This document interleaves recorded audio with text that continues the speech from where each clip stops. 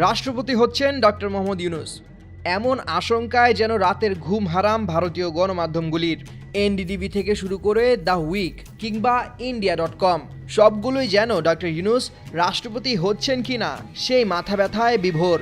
অন্তর্বর্তী সরকারের সময় ভারতের আধিপত্য বিরোধী কঠোর অবস্থান থেকেই হয়তো নোবেল বিজয়ী এই ব্যক্তিত্বকে আর রাজনীতির মাঠে বা সাংবিধানিক পদে দেখতে চাইছে না দেশটি। তবে আসলে কি বঙ্গভবনে যাচ্ছেন ডক্টর ইউনূস? বিএনপি বা খোদ প্রধান উপদেষ্টা ডক্টর ইউনূসের দপ্তর কি বলছে?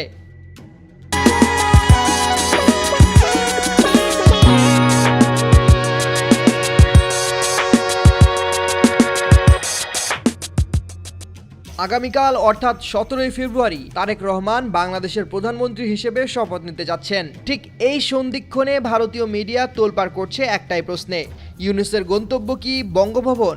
ইন্ডিয়া.com এর মতো সংবাদ মাধ্যমগুলো ডক্টর ইউনূসের অন্তর্বর্তীকালীন শাসনকালে জিহাদিদের দ্বারা হিন্দু নির্যাতন এবং পাকিস্তানের সঙ্গে সখ্যতার সময়কাল হিসেবে নেতিবাচকভাবে চিত্রিত করছে।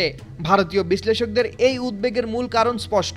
ডক্টর ইউনূসের মতো আন্তর্জাতিক গ্রহণযোগ্যতা সম্পন্ন ও মেরুদণ্ড শক্ত ব্যক্তিত্ব যদি রাষ্ট্রপতি পদে থাকেন, তবে ঢাকায় দিল্লির একক আধিপত্য বা দাদাগিরি বজায় রাখা কঠিন হয়ে পড়বে।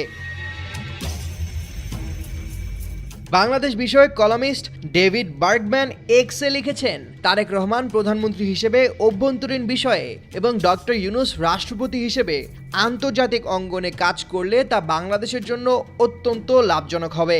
বিএনপির পক্ষ থেকে অবশ্য বিষয়টি নিয়ে কৌশলী অবস্থান নেওয়া হয়েছে।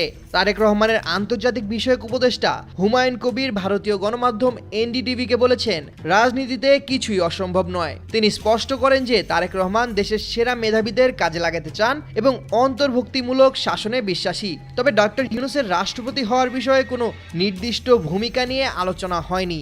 হুমায়ুন কবিরের ভাষ্যমতে তারেক রহমান দলীয় স্বার্থের ঊর্ধ্বে উঠে দেশের উন্নয়নে সেরা খেলোয়াড়দেরই মাঠে নামাতে চান। দিল্লির মিডিয়া যখন জল্পনায় মত্ত, তখন ডক্টর ইউনূসের প্রেস সচিব শফিকুল আলম সব গুঞ্জনে পানি ঢেলে দিয়েছেন। তিনি সাফ জানিয়ে দিয়েছেন ডক্টর ইউনূসের রাজনীতিতে বা কোনো সাংবিধানিক পদে থাকার জিরো ইন্টারেস্ট বা বিন্দু মাত্র আগ্রহ নেই।